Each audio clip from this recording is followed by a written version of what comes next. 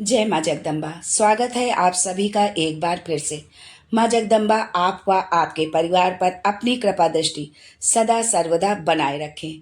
दोस्तों, यदि आप अपनी सनातन संस्कृति पर गर्व करते हैं, अपनी सांस्कृतिक विरासत को जानना चाहते हैं, अपनी धरोहर को आने वाली पीढ़ी तक पहुंचाना चाहते हैं, तो आप हमारे चैनल सनातन संस्कृति को सब्सक्राइब करके बेल आइकन जरूर दबाइएगा।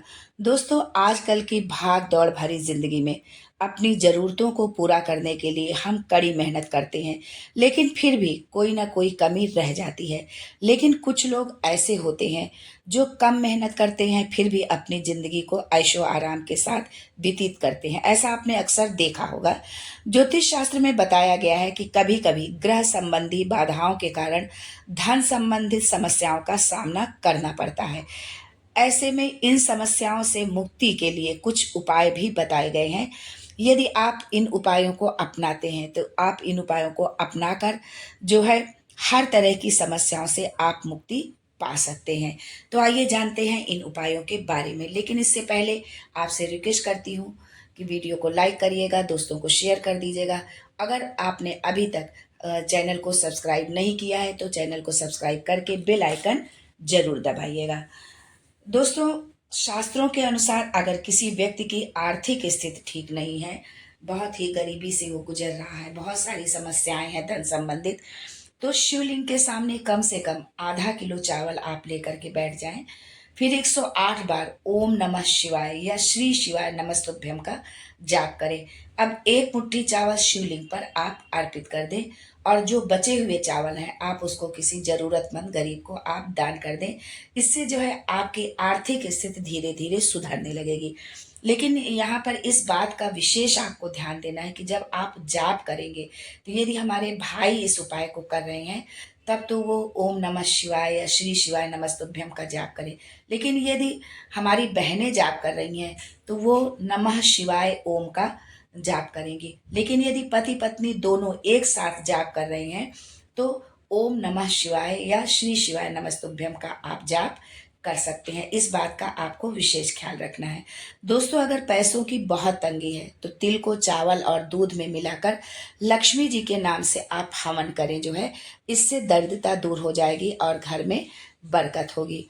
पितृदोष से मुक्ति के लिए जो है शास्त्रों के अनुसार पितृदोष से मुक्ति पाने के लिए अमावस्या के दिन आप चावल की खीर में रोटी चूर कर कौओं को खिलाएं। इसको खिलाने से जो है पितृदोष से मुक्ति मिलेगी। यानी पहले आप चावल की खीर बना लें और फिर रोटी बना के उसमें छोटे छोटे टुकड़े करके उसी चावल की खीर में आप डाल दें और फिर कौओं को खिलाएं, तो इससे पितृदोष से आपको मुक्ति मिलेगी। तो जो भी कार्य या जो भी धन संबंधित समस्या पितृदोष के कारण हो रही है तो उससे आपको जो है उससे छुटकारा मिल पाएगा। दोस्तों, यदि आप लंबे समय से नौकरी की तलाश में हैं और नौकरी मनचाही नौकरी आपको मिल ही नहीं रही है तो 7 दिन तक मीठे चावल कौवे को खिलाएं। इससे नौकरी के योग बनने लगेंगे। चावल आप को चावल बनाना है और उसमें जो है गुड़ या शक्कर कुछ भी आप डाल के उसे मीठा कर ले और फिर आप कौवे को खिलाएं। पूर्णिमा के दिन चावल की खीर बनाकर यदि आप चंद्रमा को अर्पित करते हैं तो इससे मन आपका शांत रहता है। यदि मन में अशांति है, बेचैनी है या तमाम तरह की चिंताओं से आप ग्रस्त हैं तो इससे आपको जो है बहुत ही राहत मिलेगी। यदि आपके घर में कोई बीमार है और ये खीर आप उस बीमार व्यक्ति को खिला देते हैं तो उससे उसकी पीड़ा जो है समाप्त होगी। धीरे धीरे जो है उसका कष्ट कम होगा। इतना ही नहीं, रात में चंद्रमा को अर्पित की गई खीर यदि आप खाते हैं तो आपको खराब सपने भी नहीं आएंगे। दोस्तों, चावल का दान करना भी बहुत फायदेमंद होता है। सबसे पहला फायदा तो यह है कि पितरों को सम्मान देने के लिए और पितरों की शांति के लिए चावल किसी निर्धन को, गरीब व्यक्ति को आप दान कर सकते हैं। वहीं शनि के प्रकोप से बचने के लिए यदि आपकी कुंडली में शनि का दोष है, ढैया, साढ़े साती, कुछ इस तरह की है, शनि से संबंधित यदि कोई समस्या है तो आप चावल में काले तिल मिलाकर उसे दान करें। यदि सूर्य कमजोर है तो आपको चावल में हल्दी मिलाकर उसे पीला कर लें।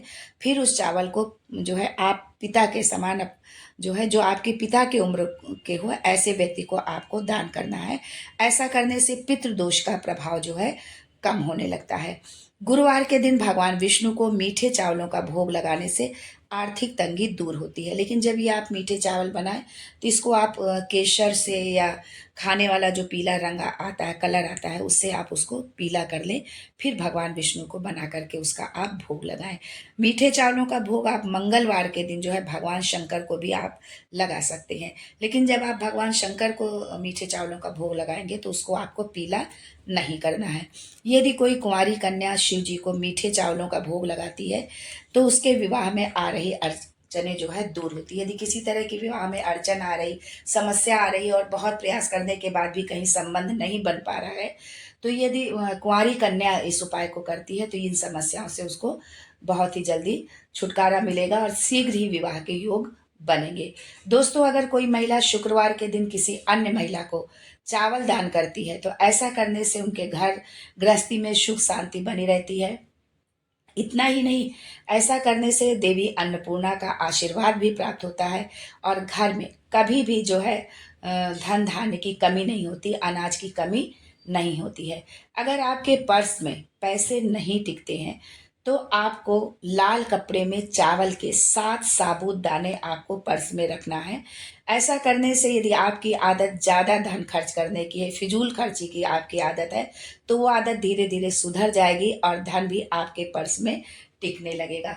शास्त्रों के अनुसार धन लाभ के लिए, अचानक धन लाभ के लिए जो है आप एक लाल रेशमी कपड़ा ले लें, नया कपड़ा हो, और 21 चावल के दाने पर्स में आपको रखना है। इससे व्यक्ति को अचानक धन लाभ होता है। आज के लिए बस इतना ही।